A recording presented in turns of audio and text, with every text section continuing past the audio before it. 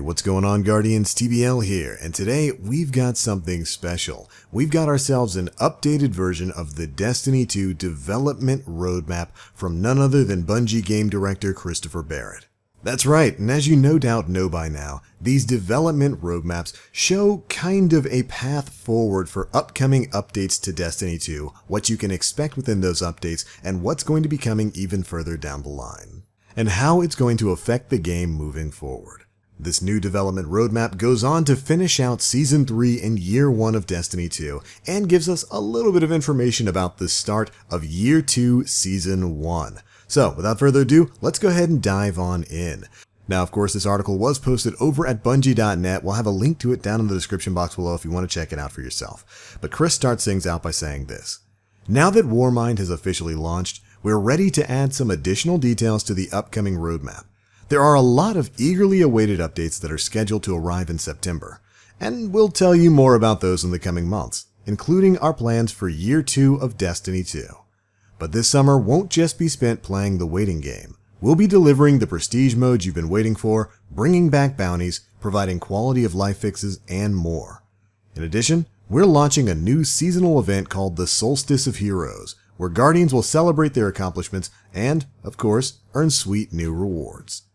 And then we get our look at the newly updated development roadmap. Let's go ahead and take a look. We are, of course, currently in 1.2.0. This deployed with the launch of Warmind. It, of course, brought us seasonal Crucible rankings, private matches, vault space increases, the multi-emote wheel, exotic weapon masterworks, seasonal vendor progression, exotic weapon sandbox changes, heroic strike modifiers, and the legendary Nightfall challenge cards. And that was a lot to get in this update, and a lot of it's really good. I'm really digging the exotic weapon masterworks and the change to the overall exotic sandbox. But we're going to be getting another update rather soon. Update 1.2.1, the one about rallies. This is going to be dropping on May 29th, and it's going to include faction rally improvements, Crucible Labs, something brand new there, and exotic armor sandbox changes. Now, the three of those, Crucible Labs is probably the one that caught your eye. Don't worry, they go on to explain that later in the article, and we'll be getting right to it. It's some really interesting stuff. Faction rallies. They said that they were going to be going back to the drawing board when it came to faction rallies, and how exactly those impacted your grind for loot as a player. Now, since then, they haven't really given us much information on how exactly they're going to be changing up faction rallies, so I'm very interested in learning what we're going to be getting later this month. This is coming in just a couple of weeks, and I cannot wait. Of course, exotic armor sandbox changes is another huge thing that was actually scheduled for 1.2.0, but had to get pushed back a little bit, and I'm glad that they're going to be done with it later this month. Alright, after that, we've got the update coming in the month of July. There's no tentative date for this one, it's just sometime within that month. We've got the Solstice of Heroes seasonal event, bounties, which are finally making their way into Destiny 2, Expansion 1 and 2 Raid Lair Prestige modes, hopefully that has some new and substantial raid armor ornaments tied to it, maybe even some new gear and whatnot, PC Clan Text Chat, Year 1 Triumphs, that's very important there, and more exotic armor sandbox changes. Now, if you're a player who's new to Destiny, you're like, Year 1 Triumphs, what does that mean? Well, basically, Destiny 1 had triumphs each year. They were basically tasks that you needed to complete, and then you'd be rewarded with like an exclusive item, like an ornament or shader or sparrow or emblem or something like that. It was basically a way to celebrate player interaction and the goals that you had completed throughout your time playing Destiny that year. Usually they would include stuff like reaching maximum level, or beating the story, or beating a hard mode of a raid, or I guess a prestige mode of a raid in D2, and stuff like that. And like I said before, it would reward you with exclusive gear that you could only get for completing those activities and then marking them off on like a record book. And you know, if you went into the next year of Destiny, new players would come to you and say, "Hey man, where'd you get that ship?" or "Where'd you get that shader?" And you would get to say, "Hey, you just had to be there." So really interesting to see that system coming back. And of course, more exotic armor sandbox changes. It looks like not all of the exotic armor changes are going to be ready for the update on May 29th. So those are being pushed back to July as well. Maybe a two-parter. After that, we have got the start of Year 2, Season 1, September. The one where so many Guardians' hopes and dreams are pinned. In this update, we're getting gear collections, records, weapon slot changes, weapon randomization, new gameplay modes, and more yet to be revealed. Now, some of this is huge. They're confirming weapon slot changes. Now, does this mean we're going directly back to the primary, secondary, heavy system in Destiny 1?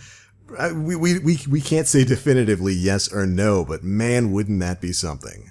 But we do now know that they are making direct changes to the way you utilize weapons in Destiny 2. Cannot wait to learn more about that.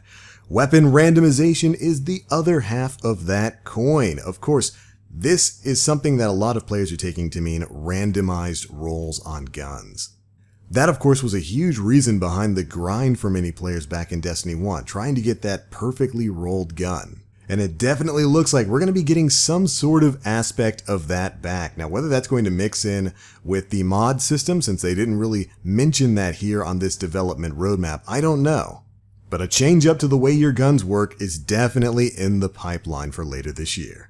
And then, of course, new gameplay modes. Now, this is something that was kind of teased from back when Bungie had that community summit where they invited all of those Destiny community people in. They tested a bunch of things. They got to play Warmind content before Warmind came out, and they also got to see some content that was coming in September, including a new game mode that apparently got a lot of praise. So it looks like we'll be learning a bit more about that later in the summer. And of course, more to be revealed. That probably means the expansion that's set to drop later this year. But alright, there we go. Those are the changes on the newly updated development roadmap. Now, before we close things out here, we got to hear from Bungie design lead Derek Carroll as well, who talked a bit about some of the things we learned from this roadmap. Here's what he had to say. I can already hear you asking, what is Crucible Labs? And I'm glad you want to know more. Update 1.2.1 will include a new feature intended to give you a peek behind the scenes and a louder voice in our creative process. Crucible Labs will give every player of Destiny 2 access to experimental PvP content. We'll then have a chance to solicit your feedback to guide our final iterations. You'll learn more about Labs before launch. For today, with it making an appearance on the roadmap, I wanted to give you a preview of our goals. More to come on this soon. And there we go, that is something huge, experimental, giving every player of Destiny 2, so not just PC players, not just console players, every player of D2, access to experimental PvP content. That sounds awfully close to a PTR. PTR, of course, meaning a public test realm. It might also be PTS or public test server. Or basically a test server where devs can experiment and balance changes and players can kind of test that on the fly and give their feedback on those changes before a company pushes out a big update. This is a big thing when it comes to MMOs, stuff like World of Warcraft, stuff like The Division, all have these public test realms for players to kind of go in, test new content, new sandbox environments, and give their feedback on it before it goes live. And while I'm not exactly saying that's what this is, it's certainly what it sounds like when they say that they're going to be giving players access to experimental PvP content before it goes live. If this could give people access to like sandbox environments where maybe weapon damage changes have been in effect, to give you a chance to see if you really want that faster time to kill before they push it out for everybody, I love the sound of that. This also sounds like a great way to test some incoming game modes. I almost can't believe some of the things I'm reading right here, but this sounds fantastic. And the fact that we're going to be getting our first look at Crucible Labs later this month, this is the kind of stuff I love to see. But alright, there we go, Guardians. That's it for everything we learned from today's Destiny 2 development roadmap, giving us a greater look at what's going to be coming in the summer. And I've got to say, there's some really exciting stuff in here. But you've heard my thoughts, be sure to leave me yours down in the comment section below. And if you enjoyed the video, feel free to drop a like, make sure you subscribe and hit that notification bell to stay up to date with all the latest Destiny 2 news. But alright, it's going to be it for this one. Thank you all so much for watching, and as always, I am BlackLink. You Guardians, stay frosty.